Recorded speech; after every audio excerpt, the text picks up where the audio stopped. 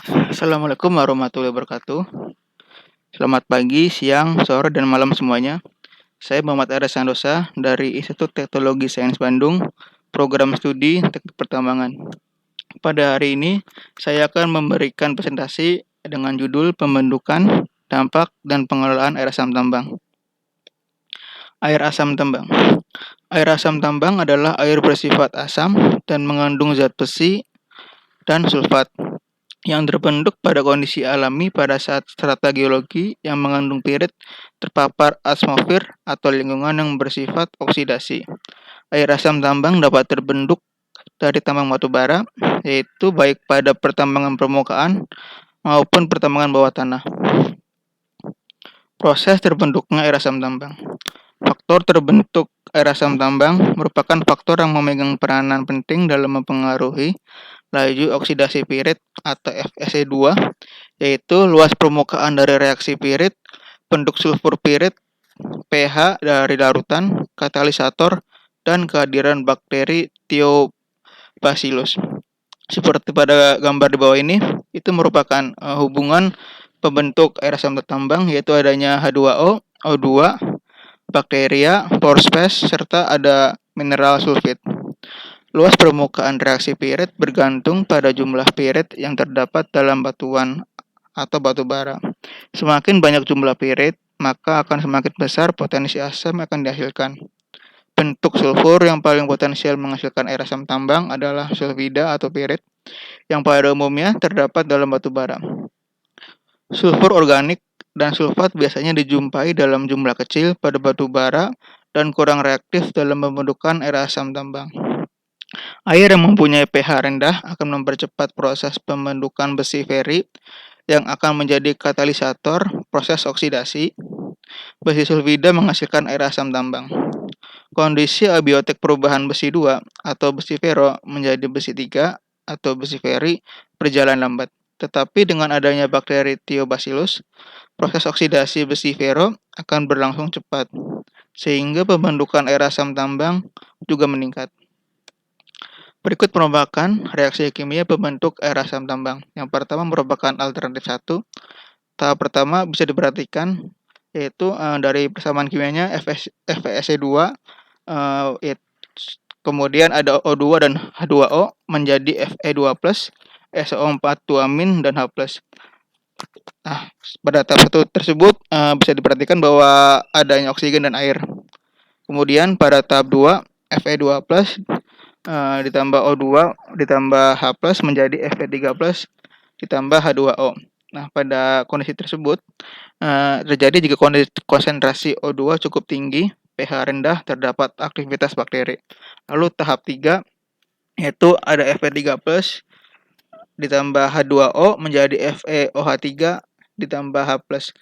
Dan produk KFe3+, OH6SO4 2 kali, biasa dikenal jarosite. Kondisi di atas terjadi pada pH antara 2,3 sampai 3,5. Perhatikan bahwa ketika terbentuk FeOH3, maka akan dihasilkan H+ yang menunjukkan pH semakin rendah. Berikut reaksi kimia pembentukan air asam tambang. Alternatif kedua. Tahap pertama yaitu ada FeS2 ditambah O2 ditambah H2O menjadi Fe2+ ditambah SO4 2- ditambah H+. Perhatikan bahwa jalannya reaksi di atas adalah akibat dari adanya oksigen dan air. Lalu tahap 2 menjadi Fe2+ ditambah O2 ditambah H+ menjadi Fe3+ ditambah setengah H2O. Lalu tahap 3 alternatif 2 FeS2 ditambah 14 Fe3+ ditambah 8 H2O menjadi 15 Fe2 ditambah 2SO4 2- ditambah 16 H+. Jika tahap 3 tidak terjadi, ada kemungkinan Fe3+ akan bereaksi dengan pirit lain, FeC2. Berikut rekan mineral sulfida yang diketahui sebagai pembentuk air asam tambang. Yang pertama itu ada mineral pirit atau markasite dengan formula FeSO2, lalu kemudian ada pyrrhotite dengan Fe(S), kemudian ada bornite dengan formula Cu5FeS4, kemudian ada arsenopirit dengan FeASS, Kemudian dengan ada energit atau famatinit dengan formula CU3AS-S4 atau CU3SB-S4. Kemudian ada tenatite atau tetrahydrite dengan formula CuFeZn12AS4S13 atau CuFeZn12SB4S13. Kemudian ada realgal dengan formula ASS. Kemudian ada orpimen dengan formula AS2S3. Kemudian ada stibnite dengan formula SB2S3. Nah, ini merupakan dampak dari adanya air asam tambang. Yang pertama itu tentu kesehatan bagi warga sekitar. Lalu yang kedua itu pencemaran lingkungan. Lalu yang ketiga ada berdampak terhadap korosi alat-alat tambang. Lalu yang keempat yaitu berdampak pada kondisi air di sekitaran lokasi tambang tersebut. Berikut merupakan pengelolaan air asam tambang. Yang pertama itu ada kegiatan eksplorasi. Nah, dari kegiatan eksplorasi itu dilakukan pengobaran eksplorasi yang akan menghasilkan data geokimia. Lalu ada model persebaran. Lalu setelah ada eksplorasi tersebut akan dilakukan pembukaan lahan atau pengupasan overburden atau tanah penutup. Karena biasanya di batubara itu ada tanah penutupnya. Nah, tanah penutup tersebut digali, kemudian dipindahkan, lalu dikumpulkan.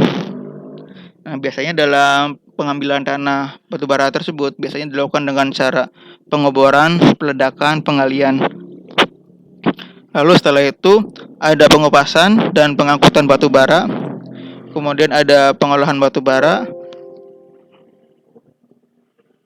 Lalu ada penimbunan batubara. Lalu pengapalan atau pemindahan batubara ke konsumen. Nah, di pengolahan batubara ini ada terjadi proses water management in process plant. Biasanya itu merupakan proses memurnikan air asam tambang yang tadinya keruh atau tidak bisa layak untuk diminum menjadi lebih baik. Contoh kasus pengelolaan air asam tambang. Judul, Studi Pengelolaan Air Asam Tambang pada PT Rimau Energi Mining Kabupaten Barito Timur, Provinsi Kalimantan Tengah. Penulis Ansariah, Sriwidodo, Robin Nuhung.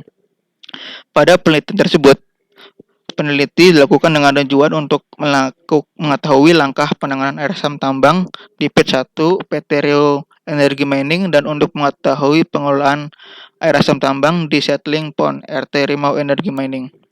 Metode yang digunakan dalam penelitian tersebut adalah menghitung debit air, mengevaluasi settling pond, mencoba dengan variabel tawas untuk menjadikan air, dan variabel kapur untuk meningkatkan pH air. Perhitungan debit air perlu dilakukan untuk mengetahui jumlah dosis tawas dan kapur yang akan digunakan untuk menetralkan air dan meningkatkan pH pada lokasi tersebut. Pada lokasi pit 1, berdasarkan sampel yang telah diambil didapatkan bahwa pH lokasi tersebut normal, yakni 6,6. Namun berdasarkan pengamatan fisik air berwarna coklat dan keruh. Untuk mengatasi hal tersebut, air pada pit 1 dipindahkan ke settling pond untuk kemudian dilakukan pengolahan. Pengolahan yang dilakukan pada settling pond PT Rimau Energi Mining yaitu dilakukan dengan cara penambahan tawas dan kapur. Hasil percobaan dengan dijamurkan tawas berhasil dengan berubahnya warna air dari coklat keruh menjadi jernih. Namun pH menjadi turun dari 6,6 menjadi 4. Untuk mengatasi masalah tersebut, dilakukan penambahan kapur untuk menaikkan pH dan hasilnya pun pH naik dari 4 menjadi 7,9. Berikut merupakan video proses pengolahan air tambang.